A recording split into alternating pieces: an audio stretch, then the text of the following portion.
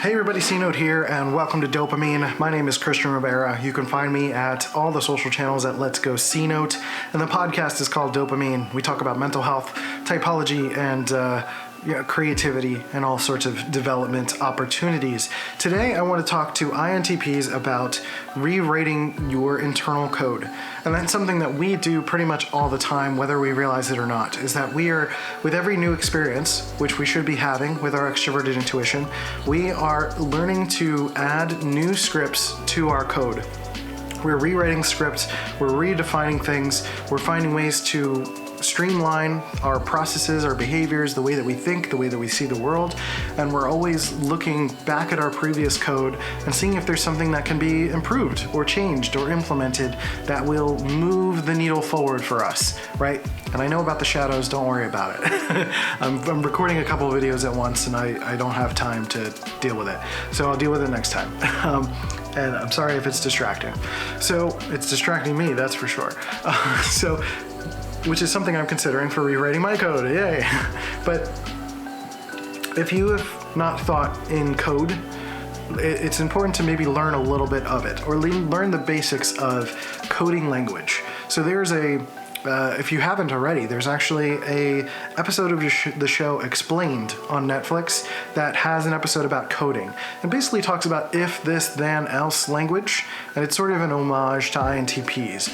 The same thing with, there's a little mini series about Bill Gates on Netflix as well, who's an INTP, and sort of talks about his processes, talks about how he learns things, and how he puts that into the world, and how he experiences things. For us, rewriting code is about taking in new information and then putting old information out. So if we have the opportunity to go out into the world, collect things, we have to take time in our internal space.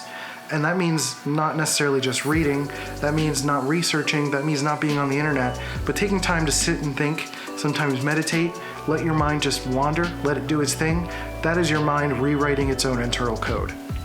And sometimes when you're researching, or when you do end up going into the outside world or having conversations with people, you're going to come across bits of information, things in podcasts, things in this video or other videos that I've done that are going to come into contact with some of your internal code, and taking those ideas and just swapping it out.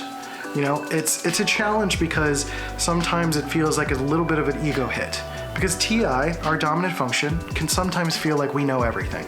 You know, especially if you haven't been exploring a lot of your extroverted intuition, you might have this notion that you have everything figured out, that you don't need new things, that you don't need to rewrite any code, you don't need to go into your past, you don't need to have love in your life, you don't need to do anything other than play video games, which is a stereotype and I don't think is true for most INTPs, honestly.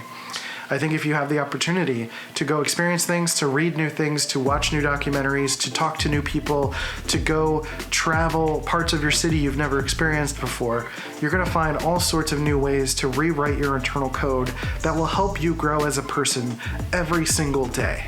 Right? So that means accessing joy, accessing novelty, accessing new things. And frankly, this is a new way for you to develop your intuition that will allow for rewriting of code in a more seamless way as you go along. So if you haven't done it much, it's going to hurt a little bit at first. It's going to be a little bit of a challenge. And what I mean by hurt is that it's a bit of an ego nudge. Like you're going to fight with yourself internally a little bit. You're going to say like, this doesn't make sense. I don't know if that's true.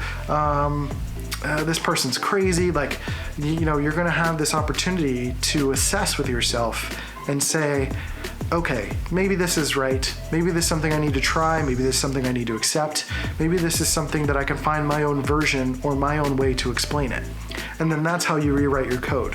Because it's not about literally taking something that someone else says and puts it into your framework, but taking that little bit of code that someone else has, reinterpreting it, thinking about it a little bit, finding a way to apply it to your story, and then embedding it into your personal code, and finding a way to live your life based on that.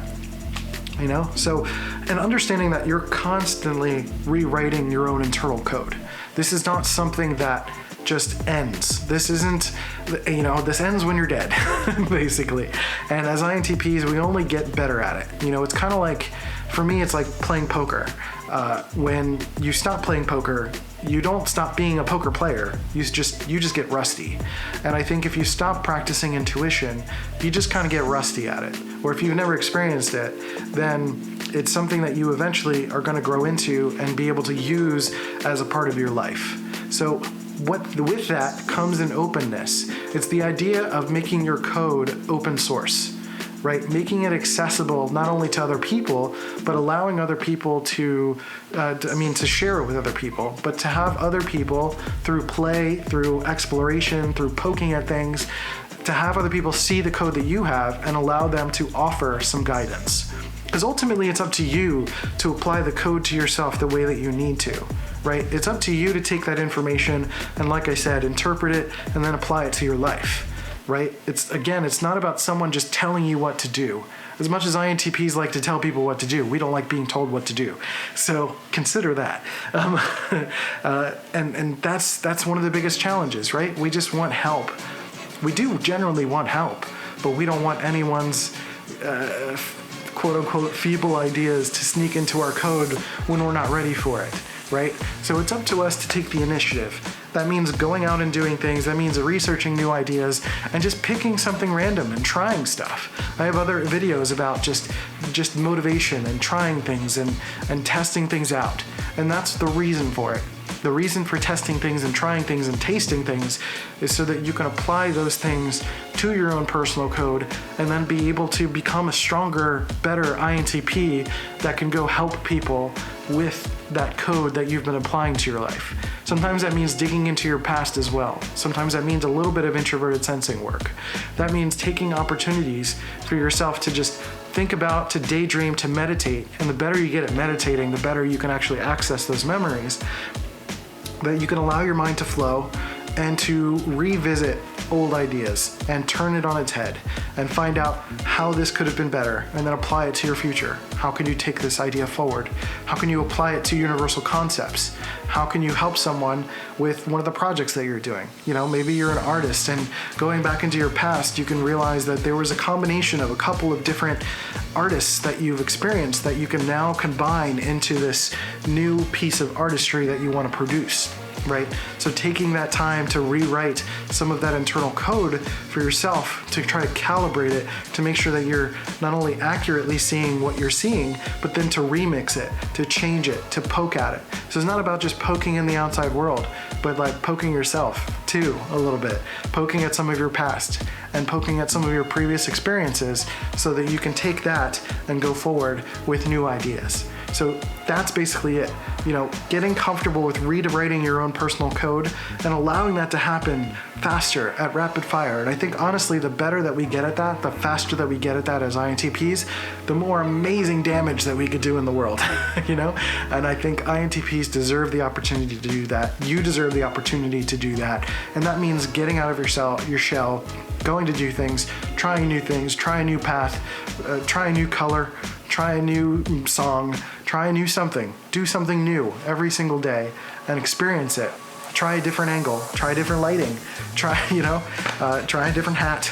I don't know, do something different, feel it out, and rewrite your own personal code every single day and feel better about it. And be open to the idea of growth. You don't know everything. Sorry, I know it sucks, but the goal is to know as many things as you can so you can help as many people as you can. So that's it for me. I appreciate you guys. I have been C-Note. If you go to Let's Go C-Notes on all the social channels, you can connect with me. If you have a question, a comment, if you want to talk to me about support and coaching, you can message me there as well. I'm absolutely accessible. I do the best that I can to answer you guys and to answer the comments, so leave a comment as well. And please like and subscribe on these videos as you've been continuing to do. So I really appreciate it. Share it with some friends, share it with other INTPs, share it with your family members, and just let me know if you have ideas for future topics, things you want to cover, and questions you might have. So I appreciate you guys. Thank you for being here. There's things to sign up for below. Go to dopamine.life to check out the podcast, and that's it. So I appreciate you guys. Take care of yourselves and each other, and I'll catch you next time on Dopamine. See ya.